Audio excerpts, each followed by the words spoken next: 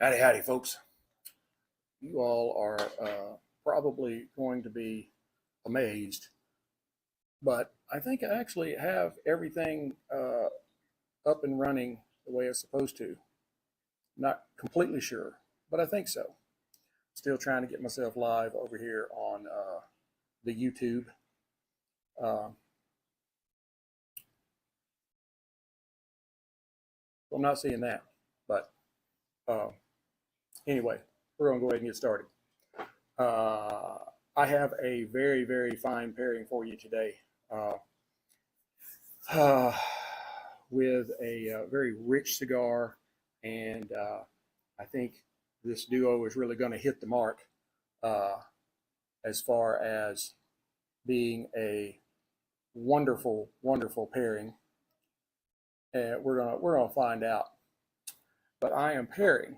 This is one that I have not paired in quite a while. Elijah Craig small batch. As a matter of fact, I don't even think I can go back far enough to find the last time I paired this small batch. It was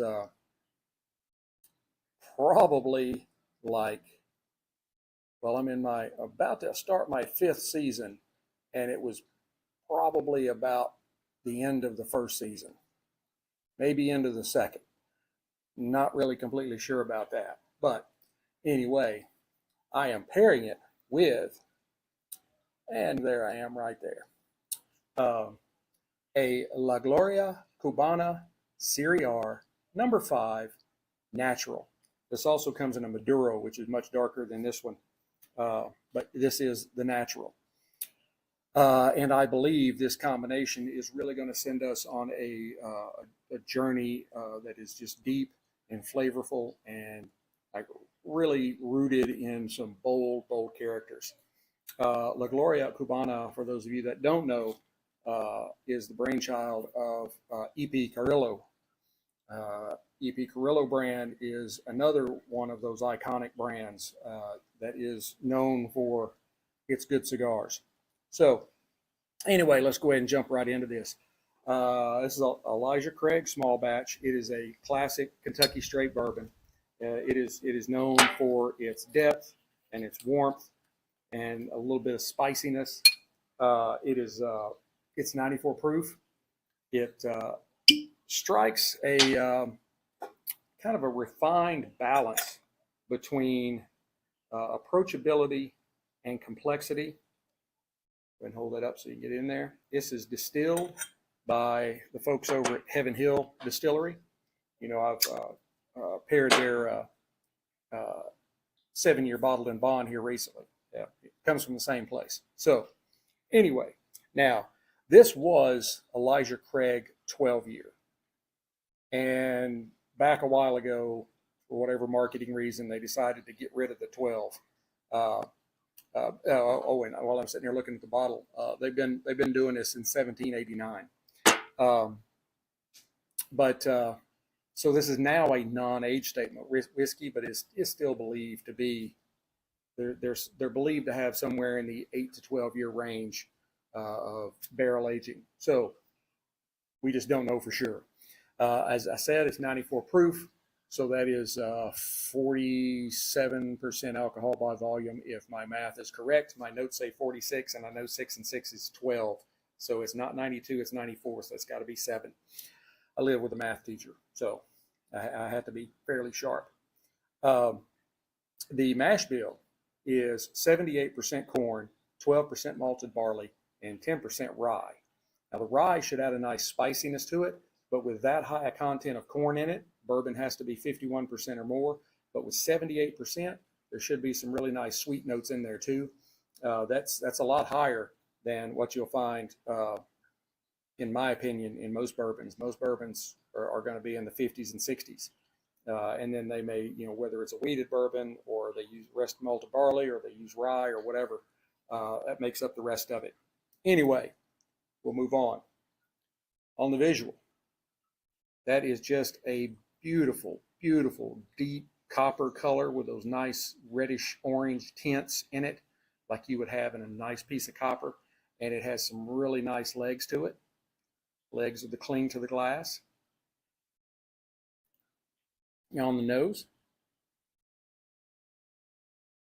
there's just a hint of kind of, I'll say bitter, but kind of sour, you know, on the nose and alcohol burn. Just a hint, just enough where you go, ooh. And then all of a sudden you get this warm vanilla and like toasted oak, baking spices. There's some hints of caramelized sugar in it, which is definitely from the high corn content. It's a really good smelling spirit. I couldn't remember that much about this spirit, and I was looking for a good spirit to go with this cigar, and I pulled this one out and dusted it. Well, there's still a little dust on the bottle. You know, there might be a little dust on the bottle. I'll write a song about that. So anyway, let's go ahead and try the palate.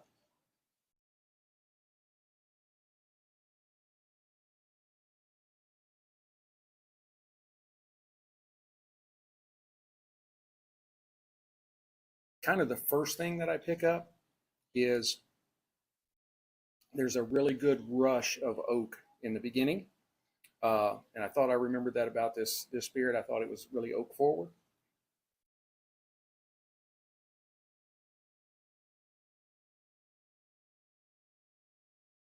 I also get some nice rich notes of butterscotch, kind of some ripe dark fruits along the lines of plums.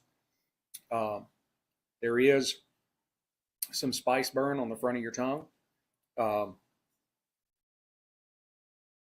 And I would almost say, probably from the char in the oak barrels, maybe a hint of smokiness, but then that's kind of wrapped in with some more, you know, baking spices like cinnamon and nutmeg.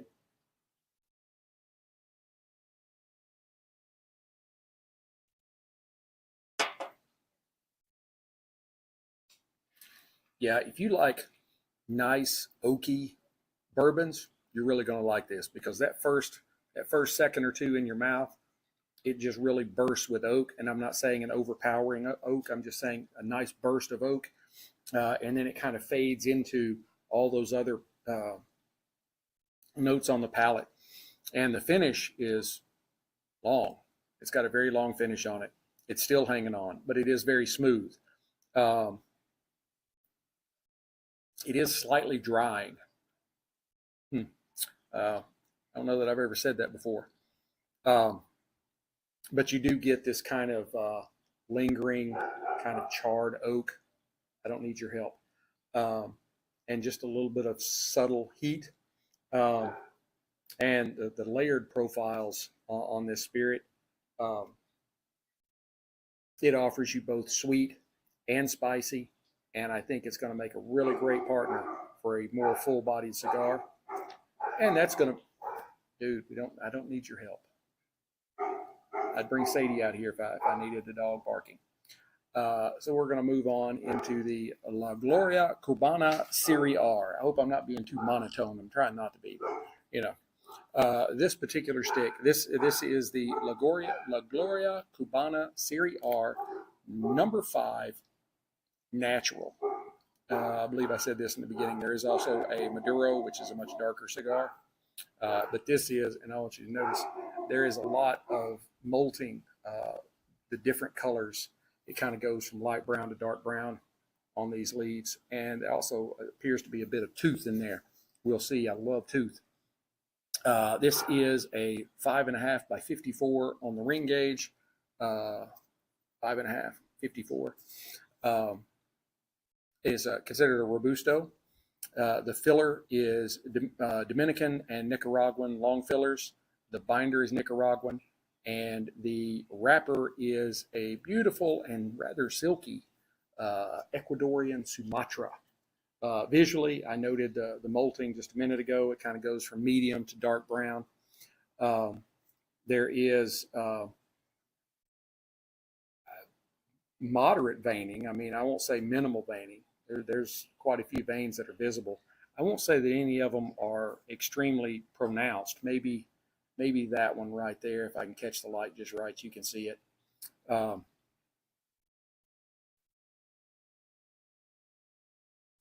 I'm going to say, hey, everybody. Maybe. Hi, all. I hope there's people out there that will say hi back. I can't see how many's on here. Oh, me. I'm just me. Hi. Um, anyway, back to where we were. The seams are visible, but they are tight. So, and I do feel a little bit of roughness right here, but it's way early in the stick. I think it almost feels like there's a piece of a stem right about there. You might be able to see it kind of push up, but I'm glad it's down here and not like way up here. That would be if it's way up here, then you might end up with a problem. But it's way down there. We'll see how it goes. Anyway, on the nose, I get some really nice notes of like fresh earth and barnyard. There's some nice grassy hints to it and some baking spice. And there's a little bit of kind of an espresso laced sweetness to it.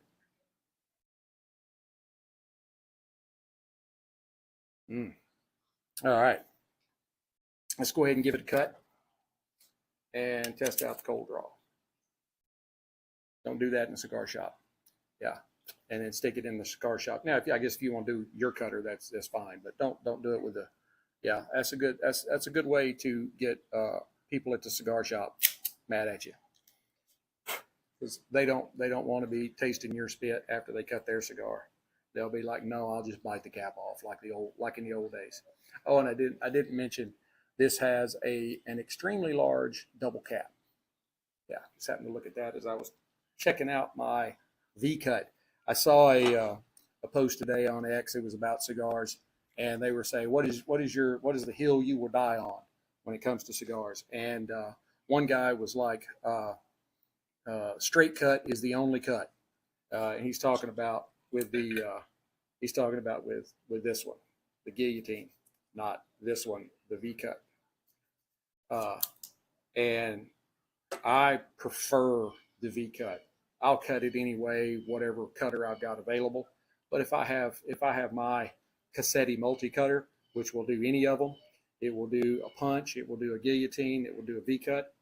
I typically just use the V. I just like it, personal preference. So I don't get too combative on stuff like that, because it is personal preference. We'll give it a nice toasting with the Rocky Patel Envoy.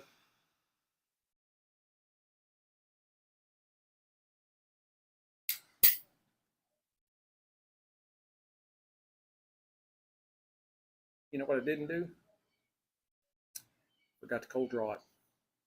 Sorry, I was excited, and I was busy talking about the guy that thought a guillotine cut was the only cut.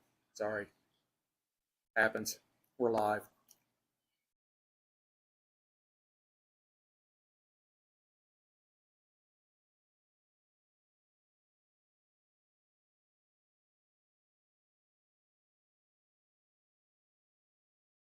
All right, I had to take it. It seemed like it wasn't lighting well, but I think it is.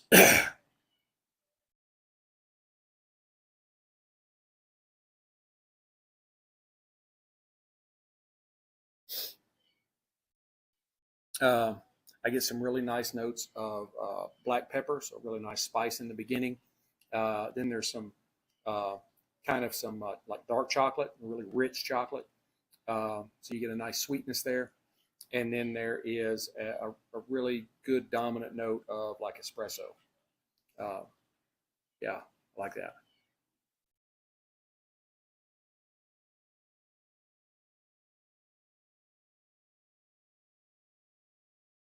I really don't get much on the retrohale except some black pepper,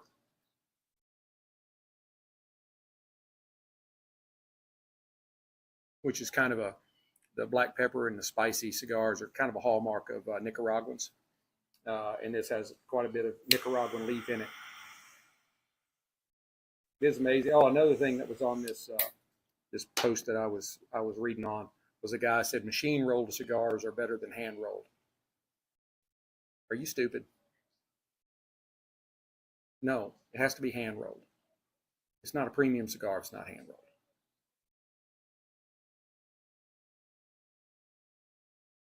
You know, if you want White Owl, what was the other one? What was the other big? King Edwards. Yeah. Backwood Smokes. Yeah. If you want all those, go to 7-Eleven. Don't film it because it's not worth it. You need a premium hand rolled cigar rolled by authentic Central Americans.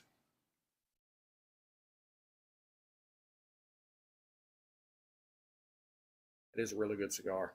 That's a really good cigar. But we're here to try them together, so you know. And I will say it puts out a lot of smoke. That's why I was kind of taken aback in the beginning. I thought this thing's not lighting, but after a few puffs, it fired right on up. But the smoke is nice and thick, and it's almost you can almost chew it. We'll try it. That's more like it's hard to do like that. Anyway, you're not here to see me act stupid, or maybe you are. I don't know.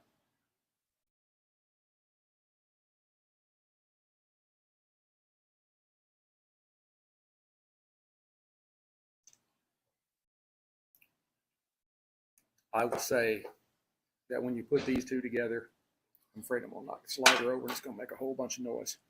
Uh, I mean, it is like an indulgence. The cigar's kind of dark and bittersweet chocolate, and the pepper play nicely with the soft kind of caramel and baking spice notes off of the cigar. I mean, off of the spirit. Sawfly. Better not get into my drink.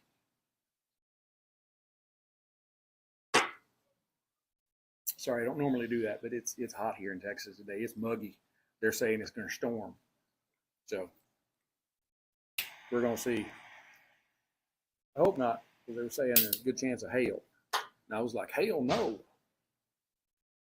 Sorry, that's my dad joke. So, uh,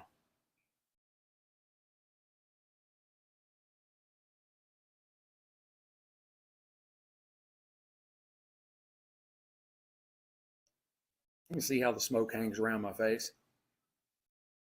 and then the wind is there's a slight breeze right now, and it's pulling the smoke out of the glass, but it hangs there really well, which I say every week. That doesn't mean anything. If you want to do it, do it. If you don't, it doesn't mean anything. I just like this is what I like to see. I just like to watch the smoke hanging in the glass like a fog. I just think it's cool. So I got my Aggie shirt on. One of my Aggie shirts. I got a whole bunch of them.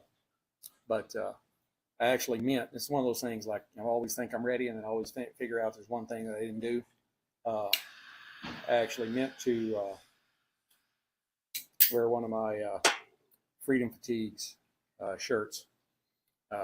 Memorial Day's coming up, and 4th of July is a month after that. You need to get you some nice patriotic wear, you know, blazing to the American flag, or don't tread on me, snake, or whatever. And you can find all that at Freedom Fatigues. And I will put a comment in the link of the video that will show you how to get there. And once you're there, if you put in Sticks-n-Stonez 20, all crammed together, no punctuation of any kind, Sticks-N-S-T-O-N-E-Z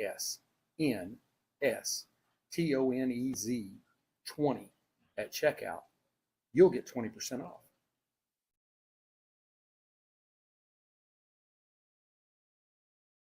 Now, I'm really kind of impressed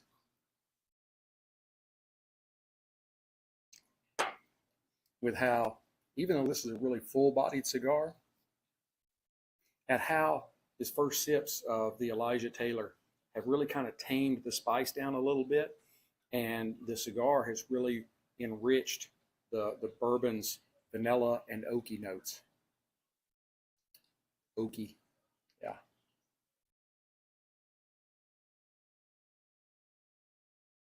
I got an ex-wife in Oklahoma. Keep open for a tornado. Sorry, I didn't mean to say it on the air.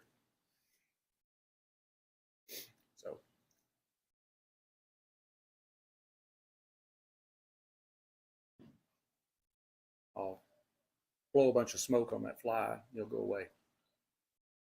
We're going to burn this one down to the half and see how it goes from there. But I hope everybody's been having a good week. Like I said, Memorial Day is coming up next weekend, next Monday. I think almost everybody's off unless you're a policeman, fireman, doctor, nurse, hospital. Well, military would kind of be off unless you're somewhere that you can't be off. And we all appreciate you for standing there on those holidays. Very appreciative. I did 21 years in the military.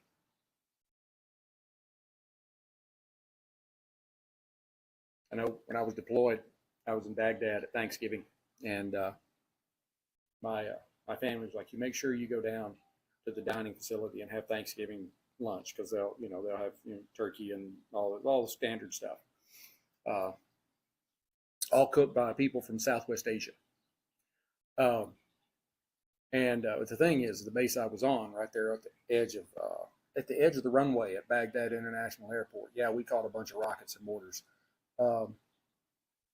It was they were going to shut that base down before we got there, and then the Army pitched a fit because that's how they got their people out on their 2-week R&R. And so the Air Force decided to keep it, but they had already taken down the dining hall and all that stuff and moved it out. So our dining facility was like 3 miles down the road. You had to leave our base, get out on a road where they found IEDs regularly, and go down to this dining hall. And the dining hall had been hit by a mortar round. So I was just sitting there that I didn't have to go to work till, I think I may have been off that day. Anyway,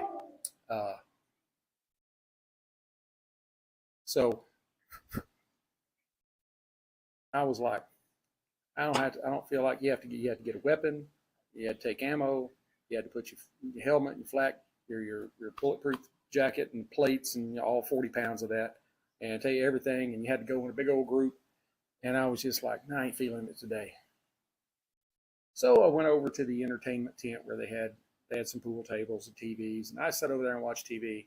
And I ate a ground beef steak with mushroom gravy or whatever, MRE. Yeah.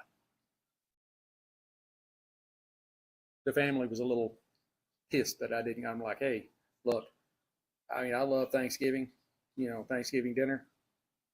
It's not worth rockets and mortars and IEDs. No.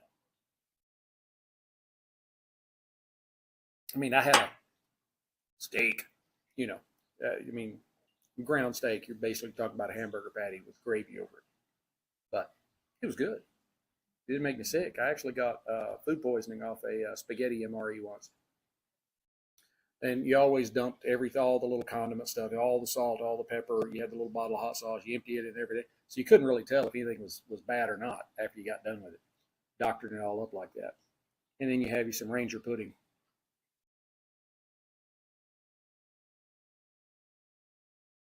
That's where you take the hot cocoa powder and the coffee powder, and you just mix it up with a little bit of water into a pudding and eat it. Yeah, they keep you awake for a while. But the spaghetti MRE was nothing compared to the food illness I got. I don't even know if it could be considered food poisoning. The food illness I got from eating at the little restaurant over on the other side of the airport on an Army base. We had heard about it, how good it was and all that.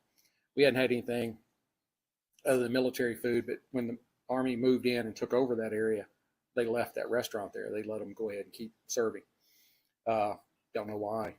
But anyway, so we went around there. We pull up to the place, and there's literally like 30 people in line getting in to go in.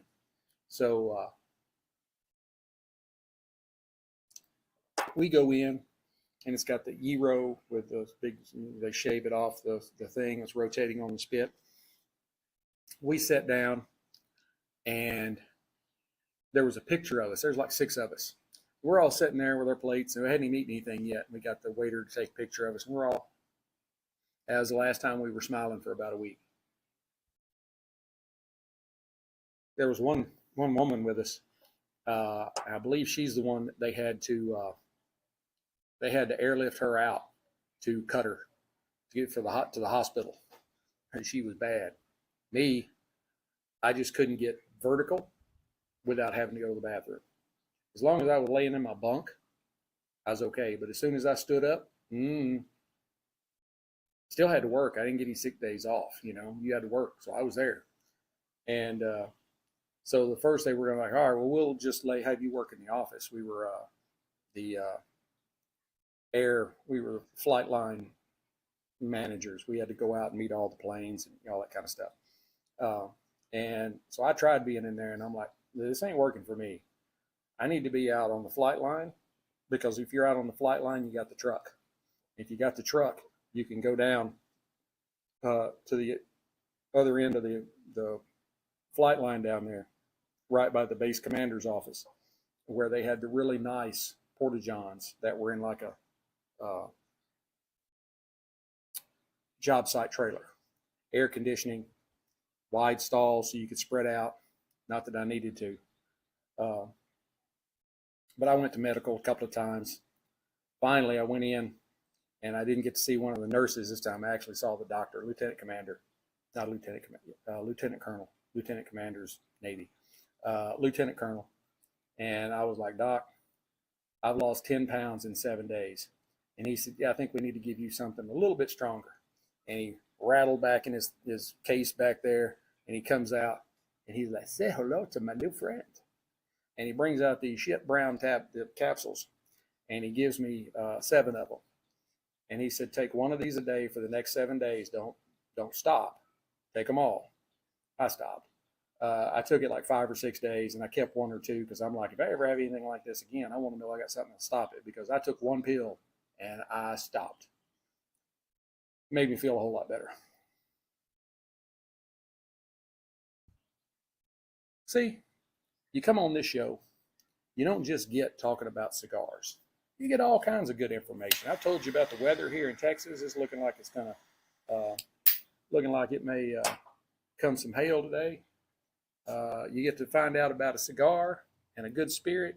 You get some war stories. Keeps you entertained, right? It hasn't been burning like really, really straight. It's not like too wavy either, but it seems to be burning a little offset. Could have been the problem I showed you earlier with the lumps out at the end of the cigar. It's probably a stem, and it may be causing it to burn a little funky. It is kind of weird at the things that will affect a cigar and the cigar burn.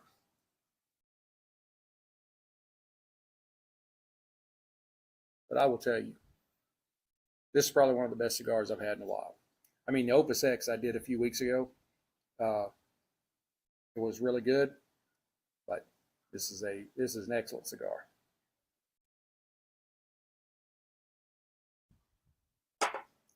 And I'm not sure why I haven't paired Elijah Craig more than I have. That's really good. I mean, I hadn't had a sip out of the bottle since way back then, like 2-3 years ago.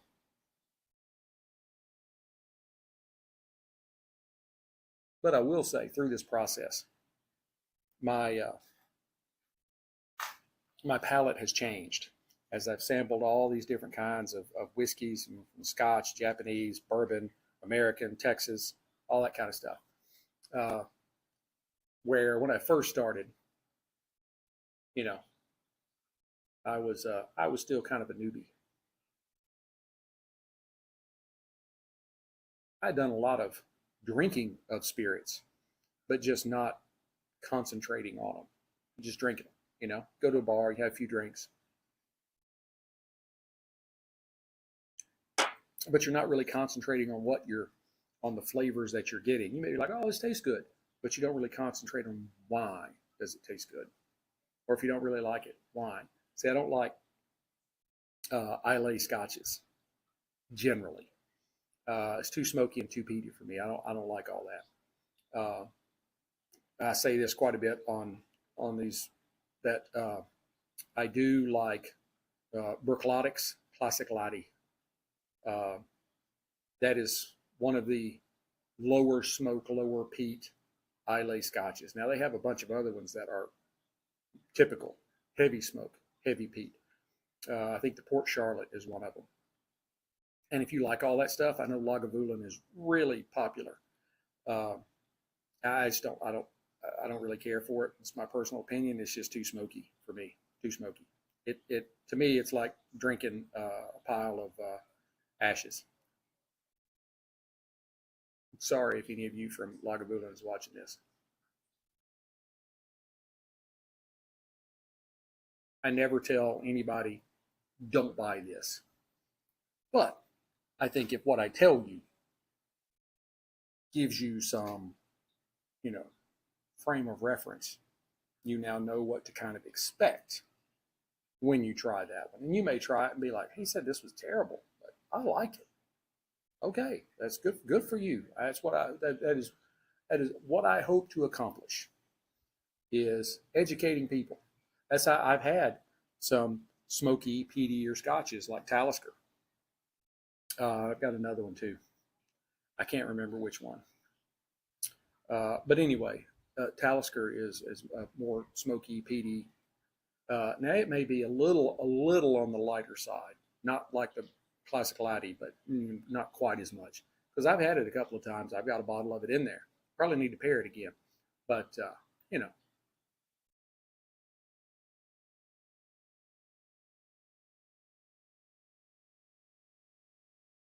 Looks like I'm still the only one out here. Really? Ain't nobody?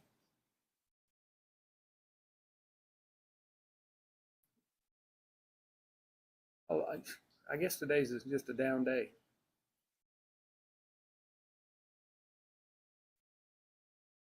Last week was, I think I had a couple of dozen people on here, something like that. But most of your views come after you've done it. People finding it, more likely stumbling upon it.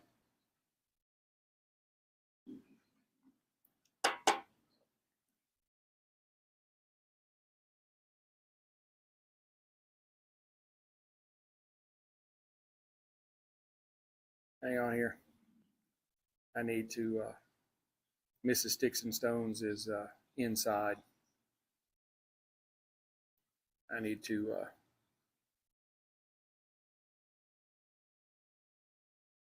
ask her a question. One thing I do love about the iPad is I can send text messages while I'm doing this.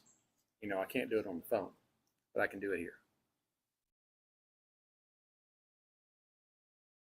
I still use my, I have a laptop, but it's a hybrid laptop. You can actually detach the keyboard from it and use it like a tablet. Um, but I use it more as a regular laptop. It stays on my desk, put up, and that's where I do, you know, a lot of my. Oh, nice breeze. But I like keep my iPad next to my chair when I'm watching TV, and I'm on it a lot. And that's where I take my notes and all that kind of stuff as I'm getting ready for shows.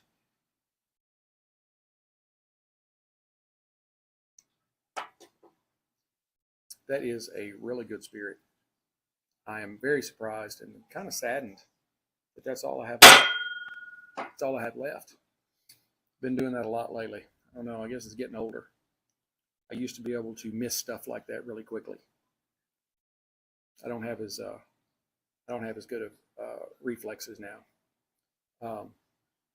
Still, as you can see, as I rotate it, how high it goes. See that angle? But that's a lot of ash. It's got a big ash on it. I'm afraid it's going to fall in my lap.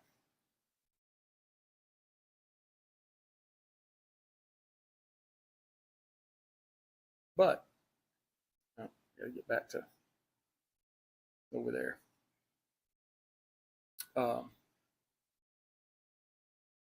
Other than the kind of, you know, it's just a little kind of funky burn.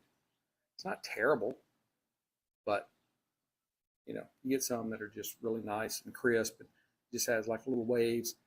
People talk. I see people talk about, oh yeah, it's a razor straight burn line. I don't ever see that. I think maybe they're using the as a razor straight, because even in the spots where this one is straight, there's still just little, you know, little bitty tiny waves in it. So,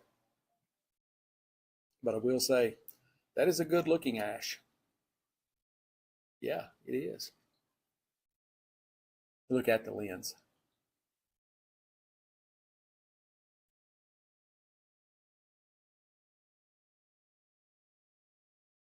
Well, I've gone over my 30 minutes that I like to try and stay at. And on this side, we're at the halfway mark. On this side, yeah, we're not quite there, but you know, we're there. So I'm gonna go ahead and I'm gonna give you my mid cigar update.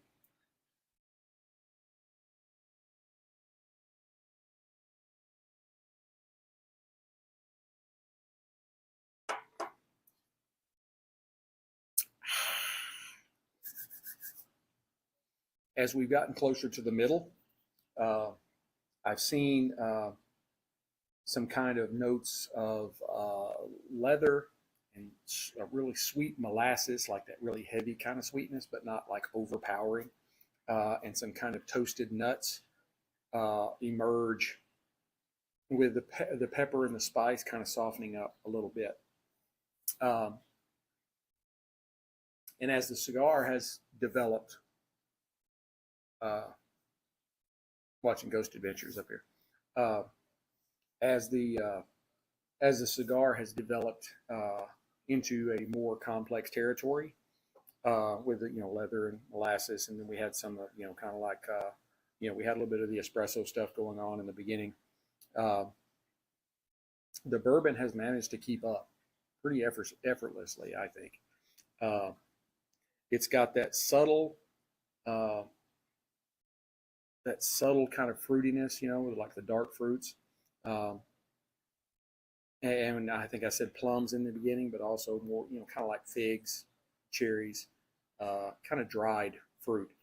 Uh, and it really shines against the richness of this Ecuadorian Sumatran wrapper. Um, and I think you would really, really enjoy this pairing. I really do. You should try it.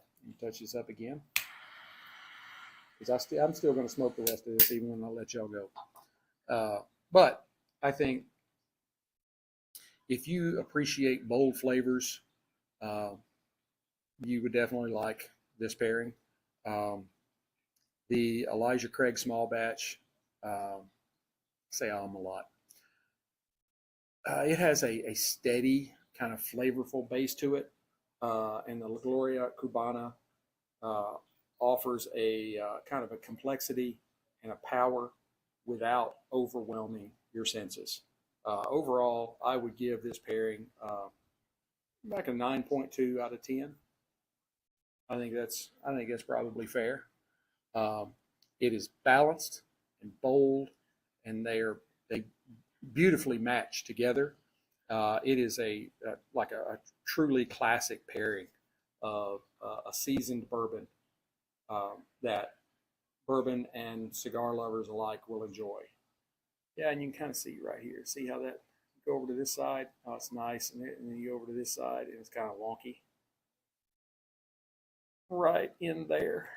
Yeah, I think that's where you were talking about that stem possibly being in there earlier. I think that's where you're kind of seeing that. So anyway, I'm going to let you go, let you get on with your day. Um, I really appreciate you watching. Please hit like, subscribe, share, notify, ring all the bells, all that kind of stuff. Um, and definitely follow me. I primarily on Twitter, but I'm also on Instagram, YouTube, Facebook, not as much. I am there though. I did make a change this week. I left Spotify as my host and I moved back to Sprecher. Uh, Spotify made a change to their monetization rules, and basically smaller platforms or smaller what do they call us? Influencers, social media personalities, whatever. It makes it very hard for you to try to get monetized. Where before, I was getting monetized. I didn't make anything, little pennies here and there. But now you have to have like 10, it's 1,000 hours a month per episode. That's a lot. So you can still find me on Spotify, but now it's hosted on Spreaker and carries to Spotify. I would appreciate if you went to Spreaker and watched, but if you can't, that's okay. But it's like Spotify. It's a free tool. You can listen to the podcast over there for free. Just download the app. They're really good people. I was with them before, but I went back to Spotify because so many people use Spotify. But it is what it is. Anyway, until we get to be together